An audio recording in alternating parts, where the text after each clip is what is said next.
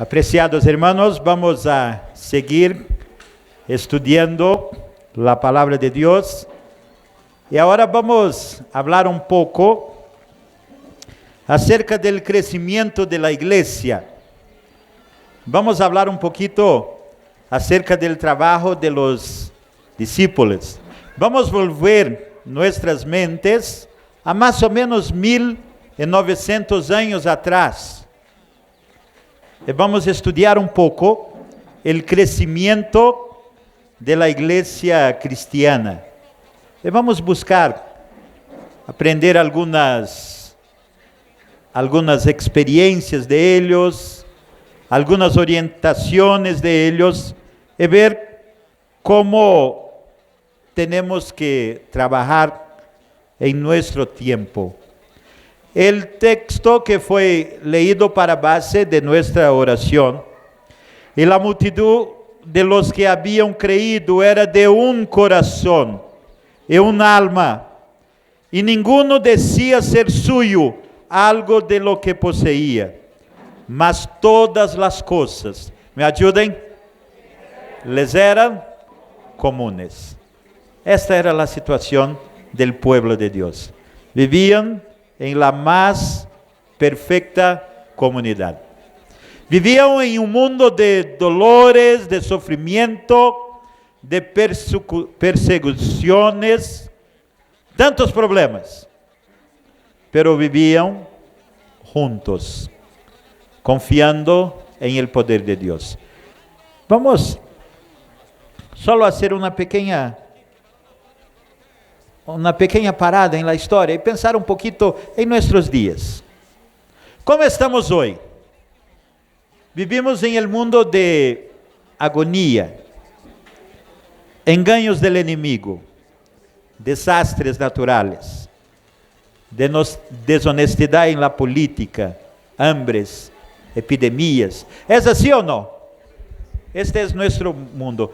Esta imagen aquí, donde está este niño, un reportero, un fotógrafo, salió sacando fotos por el mundo y quería sacar las peores fotos que el ser humano podría mirar.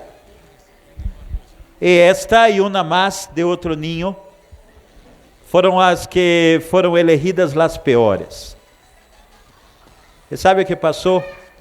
Que este hombre, poco después de recibir la premiación por las fotos, dio un tiro en la cabeza, porque no podría soportar con la realidad de lo que él miró, de ver tanto sufrimiento, tanta dor, tanto sufrimiento en el mundo. Queridos, y ante esta situación del mundo, el pueblo de Dios es llamado a ¿qué?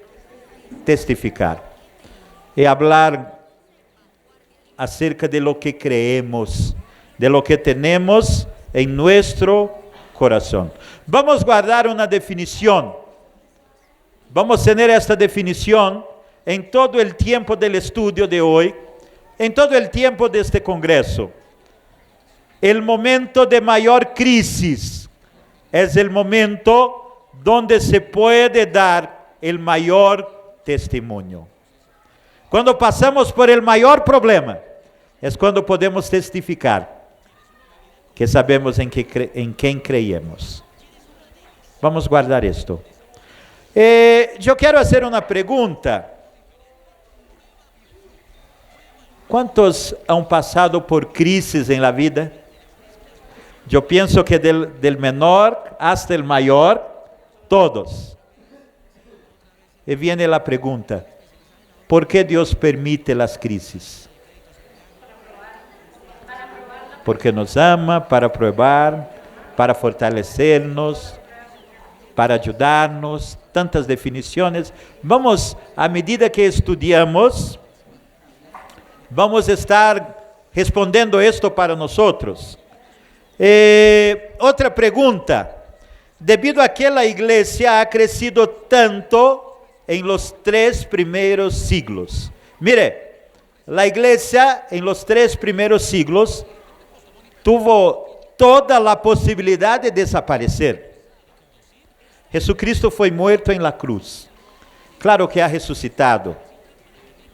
Pero depois de sua morte, havia uma grande persecução a los cristianos. Todos os discípulos, com exceção de Juan, foram mortos de maneira brutal, terrível. E Juan não foi morto, pero foi puesto aonde? Em uma olla de aceite ferviente. E não morreu porque Deus lo ha librado allá. Pero era para morrer de uma maneira terrível. Se uma pessoa aceptava o evangelho em los primeiros dias, em este tempo, era condenado à morte. Ser cristiano em el Império Romano, entre os judíos, era crime. Imagine você predicar a uno, chegar a ser um estudo bíblico, falar, mire, minha igreja é buena, habla a verdade, pero se você acepta, serás muerto. É fácil de aceptar, hermano? Não é.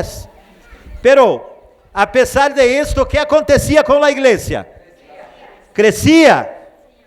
Se desarrollava mais e mais a cada dia. Por quê? Vamos estudar isto à medida que estejamos acá hablando de este assunto. Vamos a estudar este ponto. Pero vamos volver nuestras mentes a el domingo después de la resurrección de Jesús. Jesús había resucitado por la mañana. Algunas mujeres fueron hasta allá, hablaron con el ángel, recibieron la noticia que Jesús estaba vivo, y salieron hablando esto a los discípulos, pero algunos escucharon, otros no creyeron. Entre ellos habían 2 discípulos que estaban en camino de Jerusalén para Emaús. El libro de Lucas 24, 13 a 35 nos trae la historia. Ellos estaban caminando, no estaban contentos, estaban muy tristes, cabizbajos, porque la esperanza de ellos, de que Jesús sería el Salvador, el Mesías, estava agora como? Abalada. Eles pensavam que Jesus estivera muerto, que ainda seguia muerto. E agora, quando estão caminhando, chega uma terceira pessoa junto com eles. Quem? Hermanos, esta história é muito importante para mim. ¿Sabe por quê? Porque quando estes discípulos estavam com a fé enfraquecida por el dolor, por el desânimo, Jesus veio personalmente a falar com eles. Este é nosso Senhor. Ele conhece nossa necessidade e está disposto a falar conosco. E ele veio para falar com eles. E começou a falar com eles. E perguntou sobre o que eles estavam falando. E não deram muita atenção a ele. Por lo contrário, você é peregrino aqui, não sabe o que passa? Que nós estamos em el terceiro dia desde que Jesus está muerto. E esperávamos que ele iba a remir Israel. Havia esperança em estes discípulos? ¿Sí? No. Muy tristes. ¿Y para qué ellos estaban en la tierra? Porque Jesús estuvo ao lado de él por 3 años.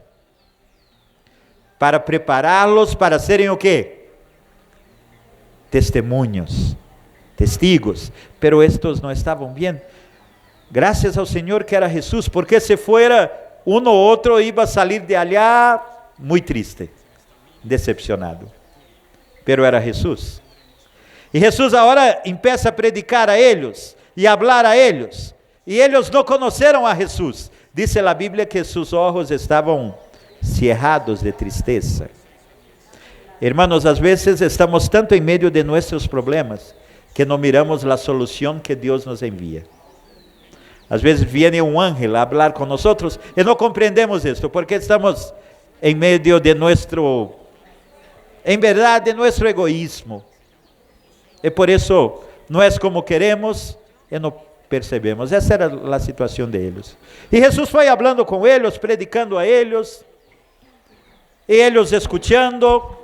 Caminaram allá como 12 quilômetros, e quando eles chegaram, verso 29, Jesus hizo que iba a seguir o caminho, e disse a palavra de Deus, mas eles le detuvieron por fuerza, diciendo, ¿o qué?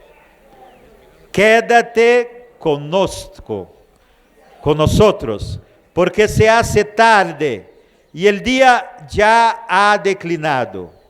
Y entró pues a estarse con ellos. Hermanos, yo agradezco mucho a Dios por este texto, porque en aquella noche Jesús entró para quedarse con ellos. Que Jesús entre para quedarse con nosotros. Que entre para siempre em nosso coração. Não permitamos que vá para mais lejos, pero vamos suplicar com força, entre para estar com nós, para estar em nosso coração. Jesus entrou para quedar com ele, para estar com eles. E agora, quando Jesus estava em la mesa e foi a bendecir o pão, reconheceram, este é Jesus. E foram para adorá-lo. E que passou? Desapareceu. Por que desapareceu? Para onde foi ele? Haviam outros discípulos que necessitavam de ajuda. E ele foi imediatamente para allá, para falar a eles. E que passou com estes dois?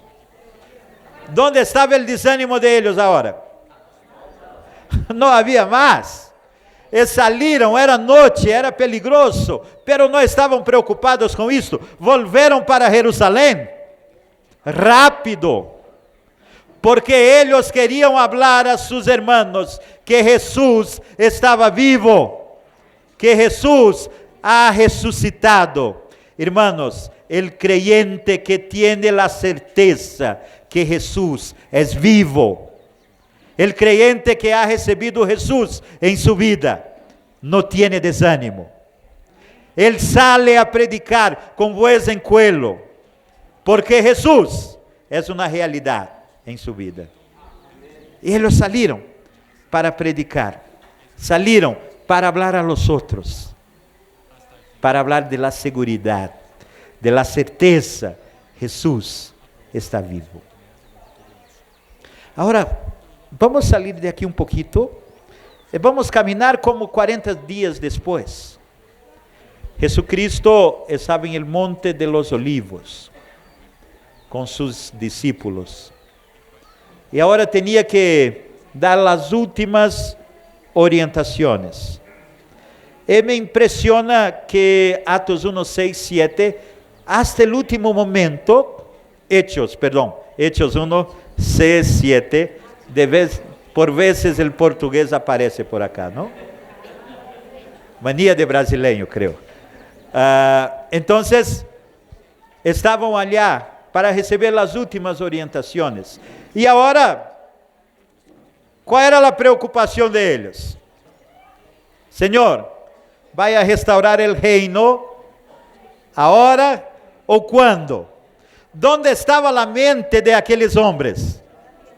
Em la tierra, não em el cielo, hasta el último momento.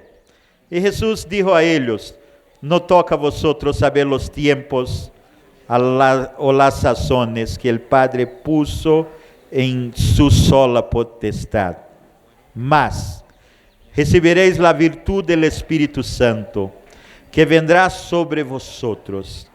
E me seréis, ¿o qué? Testigos en Jerusalén, en toda Judea y Samaria, y hasta lo último de la tierra. Habiendo dicho estas palabras, viendo a ellos, fue alzado a una nube y o recibió, y lo quitó de sus ojos. Por tanto, hermanos, ¿cuál fue las últimas palabras de Jesús para su iglesia? Ustedes son o qué? Testigos. No estoy dejando acá miembros de la iglesia. Estoy dejando o qué? Testigos. Personas que tienen que hablar en Jerusalén, en Judea y Samaria, y até a dónde? El último de la tierra. Hasta el fin. En todos los lugares. Estos são ustedes. E depois de esto, foi assunto al cielo.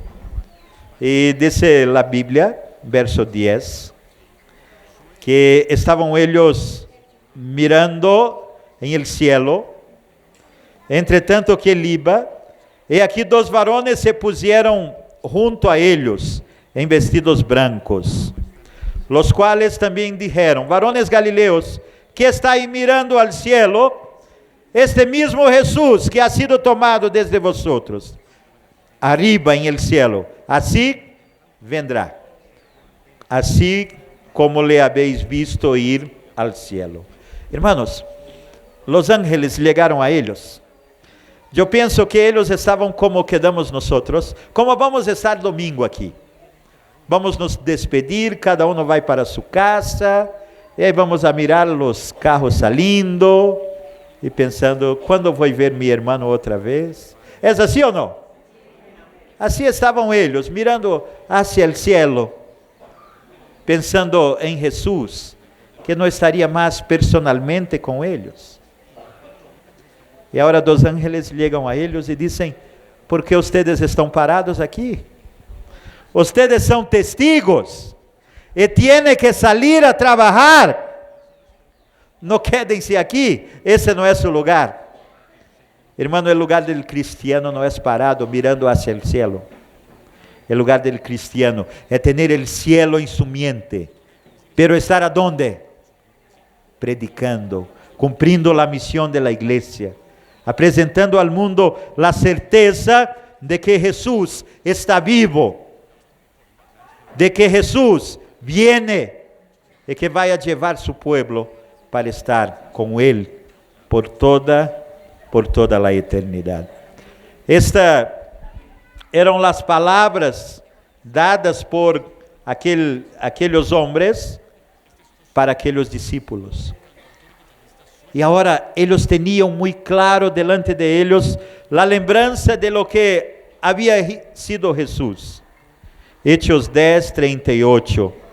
A Jesús de Nazaret, como le ungió Dios del Espíritu Santo y de potencia, que anduvo haciendo bienes y sanando a todos los oprimidos del diablo, porque Dios era con él. Andó haciendo ¿qué? Bienes. Era la manera como caminaba Jesús. Recordaban que Jesús enseñó el amor al prójimo. Enseñó el cuidado de unos para con los otros. Que la verdadera religión consiste en dar. ¿Por qué? Porque de tal manera amó Dios al mundo. ¿Me ayuden? Que ha dado a su Hijo unigénito. ¿Para qué? Todo aquel en quien Él crea no perezca, mas tenga la vida eterna. Dios ha amado el hombre, por eso que ha hecho, ha dado Jesús. El evangelio consiste en dar. Si yo amo, yo voy a dar. Dios me amó, por eso me dio a Jesús. Y esto era muy fuerte en la vida de aquellos hombres. Ellos comprendían la bondad de Dios, comprendían lo que tenían que hacer. y tenían el deseo de encontrar con Jesús, que se cumpriera rápido la promesa de su venida. Y ahora ellos criaram um vocábulo em aramaico e grego que falava de sua esperança, Maranata. Que quer dizer? El Señor viene. Há uma interpretação para esta palavra também que diz: el Señor está vivo e viene. E assim é. La seguridad que tenemos, que el Señor está vivo y viene. Esta era como la sigla, la contraseña de lucha de ellos. Yo pienso que muchas veces cuando uno estaba siendo llevado para morir por el Evangelio, alguien pasaba por él y bajo le decía: Maranata, Maranata. Tenga seguridad porque el Señor viene. Esto les traía seguridad, el deseo de hacer la voluntad de Dios. Ellos se animaban entre los sufrimientos. Ellos se animaban entre las dolores de cada uno con la certeza de Maranata. Queridos, e esta é a certeza de los verdadeiros cristianos. Esta é a esperança de cada adventista. Nuestro Señor viene. Estas palavras impulsionavam los apóstoles a trabalhar, a predicar, a passar por meio de la muerte e seguir predicando el mensaje. En aquel tiempo, muchos entregaron su vida. Muchos niños quedaron-se huérfanos. ¿Por qué? Su papá entregou su vida. Muitas mulheres se tornaram viúdas. ¿Por quê? Porque su esposo havia sido um testigo de Deus hasta el fin. E muitos de ellos perderam su vida também. Pero no se importavam com esto porque su mente estava ¿dónde? En el cielo. Su mente era celestial. Maranata era a certeza de ellos. Esta tierra não les impressionava. Não havia sacrifício em servir ao Senhor, mesmo que hubieran que entregar sua própria vida. Esta era a fé que existia entre eles. E para se manterem firmes em meio a las pruebas, eles perseveravam juntos. Hechos 2, 42 e 43. E perseveravam em la doctrina de los apóstoles, y en la comunión, y en el partimiento del pan, y en las oraciones, y toda persona tenía temor, y muchas maravillas y señales eran hechos por los apóstoles. Ellos tenían comunión, estaban juntos, no partir del pan, se animando, en el estudio de la palabra de Dios. Sabe, hermanos, às vezes me quedo pensando em esto. Quantas vezes nós temos reunido uma, duas famílias, membros da igreja, para estudar a palavra de Deus, para orar juntos. Não estou falando da igreja, não estou falando da igreja, estou falando de onde? Del hogar, de nossos hogares. Quantas vezes temos nos reunido para suplicar: Senhor, envia sobre nós o Espírito Santo. Necessitamos de esto. Senhor, quita de mi coração o egoísmo. Quita de mi coração aquilo que me afasta del Senhor. Senhor, dai a nós medios de predicar tu evangelho. ¿Cuánto tenemos hecho esto, hermanos? Los apóstoles lo hacían. Y como resultado de esto, estaban como unánimes. Era un mismo pueblo. Y el Espíritu Santo se puede derramar sobre ellos. Y todos los que creían estaban juntos. Y tenían todas las cosas comunes. Ya hablamos sobre esto. Vendían las posesiones. Repartían unos con los otros, cada conforme les era menester. E perseverando unánimes cada dia em el templo, e partindo el pão em las casas, comiam juntos com alegria e com sencillez de coração, alabando a Deus e tendo graça com todo el pueblo. E el Senhor, me ajudem, añadía, ¿o quê? Cada dia a la iglesia, los que habían de qué. Mire, el texto no dice que se añadían miembros de la iglesia, pero que se añadían aquellos que habían de ser salvos.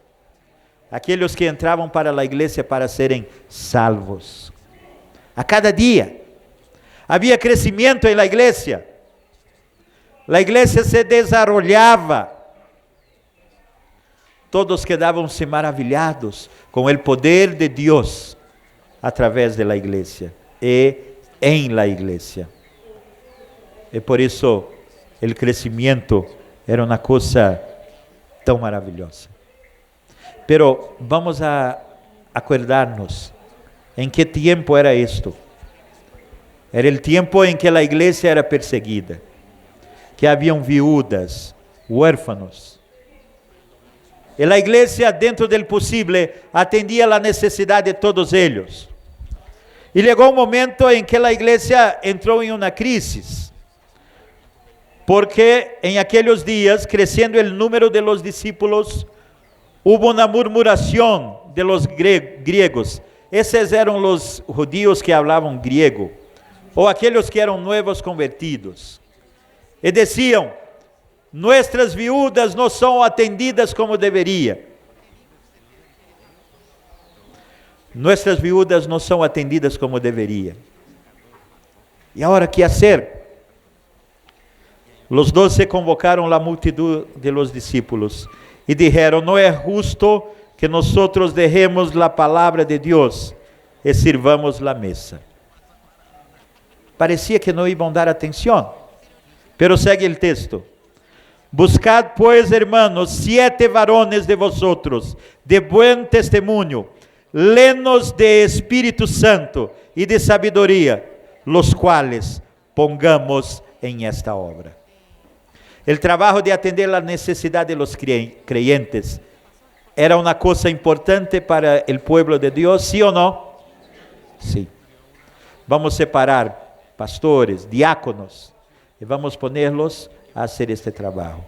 Y fueron elegidos algunos hombres, fue hecha la imposición de manos sobre ellos, y ahora ellos hicieron el trabajo.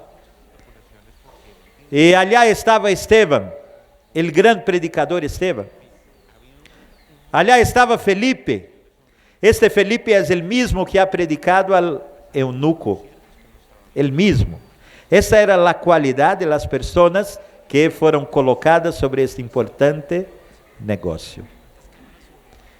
Esta foi a primeira organização social da igreja cristiana. E qual foi o resultado de esto? E crescia a palavra de Deus, a palavra do Senhor, e o número de los discípulos se multiplicava muito em Jerusalém. Também uma grande multitud de los sacerdotes obedecia a la fé. Hermanos, qual era o resultado de la iglesia hacer el trabajo conforme hacía Jesús? El trabajo de traer el mensaje, pero traer também la necesidad de aquellos que sofrían, hacer também el trabajo social. ¿Qué acontecia com la iglesia? Crescia, se desarrollava. e mesmo entre los sacerdotes, muitos aceptavam o quê? Aceptavam a fé. Porque aqui não estava solo uma religião hablada, pero era a vida de eles. E isto impressionava de uma maneira muito grande. E por que isto? Porque eles entenderam as orientações de Jesus. Eles entenderam que não há religião se não há cuidado por el prójimo. Eles entenderam que na prática necessitavam viver aquilo que falavam. E isto atraía as pessoas. As pessoas queriam conhecer esta religião, este Jesus, este pueblo. As pessoas sabiam que podiam morrer se aceitassem a Jesus, pero não importava. Queriam ser felizes ao lado deste pueblo que testificavam de Jesus em esta terra. Não havia separação entre eles.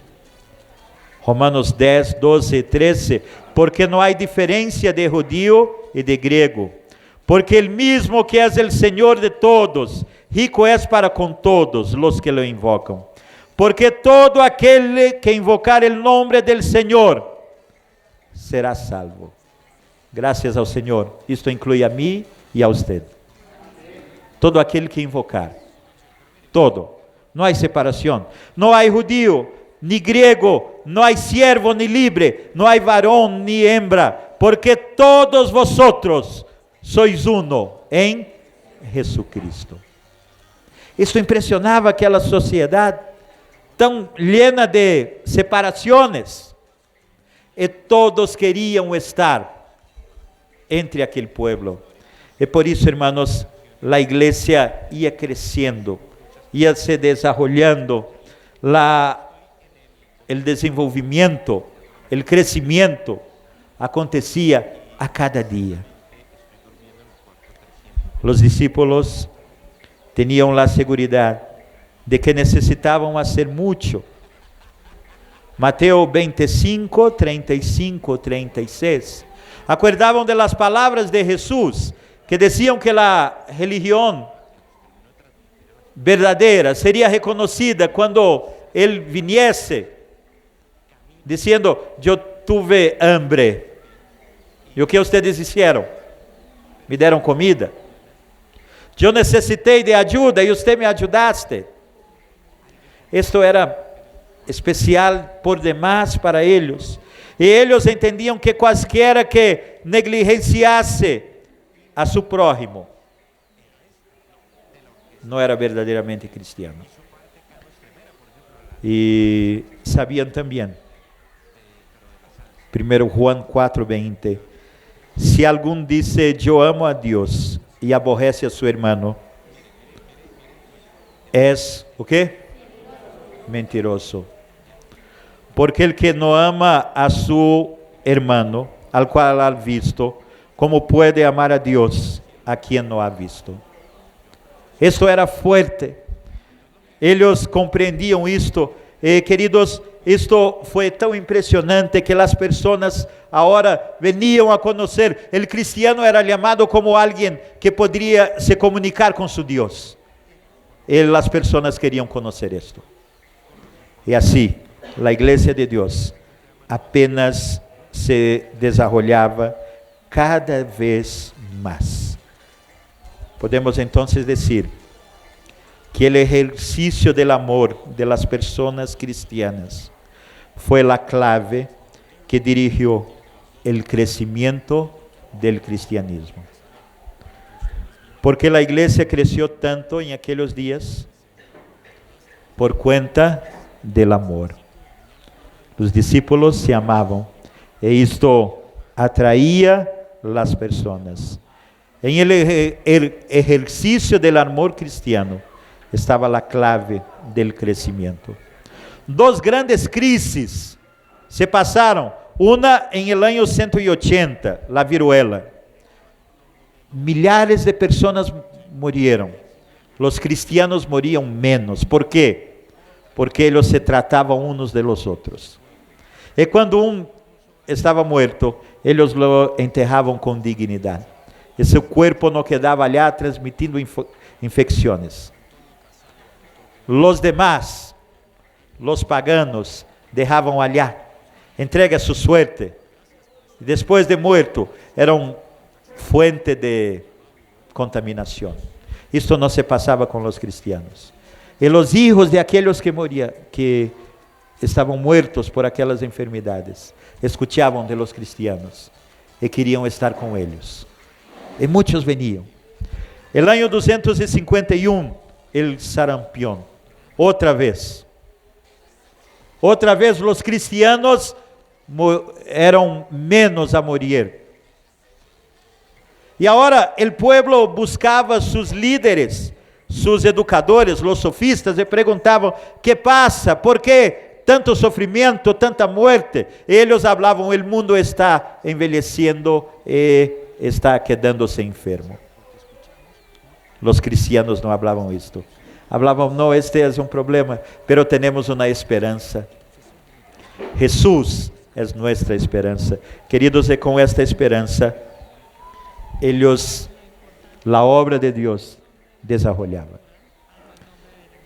Agora vamos volver a nossa pergunta: ¿por que Deus permite as crises? Deus permite as crises para que podamos dar testemunho, fortalecer a fé de outros por nossa experiência. E quando hacemos isto, o nome de Deus é alabado. Porque a igreja de Deus cresceu tanto em los 3 primeiros siglos por el testemunho de los cristianos. Queridos, ¿de que el mundo necesita hoy? Este mundo de sofrimento, de dolor, necesita de un pueblo que venga a ser testigo de Dios. ¿Sí o no? Amén. Un pueblo que esté dispuesto a hacer lo que sea necesario para que el evangelio de Dios sea predicado a todo el mundo. Y así habrá también el crecimiento necesario para que Jesús venga. Si nosotros nos tornarmos testigos de Dios. Ahora, para concluirmos, ¿qué es testificar? Para mí, el ejemplo más lindo de un testimonio fue dado por el apóstolo Pablo. 2 Timoteo 4, 6 a 8. Porque yo ya estoy para ser ofrecido, y el tiempo de mi partida está cercano. He peleado la buena batalla, he acabado la carrera, he guardado la fe. Por lo demás, me está guardado la corona de justicia, la cual me dará el Señor, juez justo, en aquel día, y no solo a mí, sino también a todos los que amam a sua venida. Mais uma vez, eu agradeço a Deus, porque eu e você estamos dentro deste verso. Nós estamos aqui. Pablo estava para perder a cabeça. Estava preocupado com isto? Não. Não estava preocupado. Por quê? Ele sabia a quem ele havia servido. E por isso tinha confiança de se entregar ao Senhor. E Pablo habla acá de uma corona. ¿Dónde se pone uma corona? Como ele iba a morir sem cabeça? Estava preocupado com isto? Não. Sabia que Deus ia dar outra? Esse é um exemplo de testemunho. Hasta el fim, confiando em el Senhor. Hasta el fim, testificando por el Senhor. Queridos, e o último texto para concluirmos agora. Qual será o resultado de testificarmos? Apocalipse 12, 10 e 11. E oí uma grande voz em el cielo que decía: Ahora ha venido la salvación y la virtud y el reino de nuestro Dios y el poder de su Cristo, porque el acusador de nuestros hermanos ha sido arrojado, el cual nos acusaba delante de nuestro Dios día y noche. Ahora, y ellos le han vencido por la sangre del Cordero. ¿Qué más? Y por la palabra de qué? De su testimonio. Y no han amado sus vidas hasta la muerte. ¿Por qué, hermanos, los vencedores alcanzarán la victoria? Por su testimonio. Porque no amaron su vida hasta la muerte. Si nosotros verdaderamente nos ponemos en las manos de Dios para sermos testemunhos en sus manos, la iglesia tendrá el crecimiento necesario para que Jesús venga y nos lleve para estar com Ele para sempre. Em uma palavra, vamos dar o resultado de termos sido testigos aqui. Temos o quê? A vitória. Que o Senhor nos bendiga.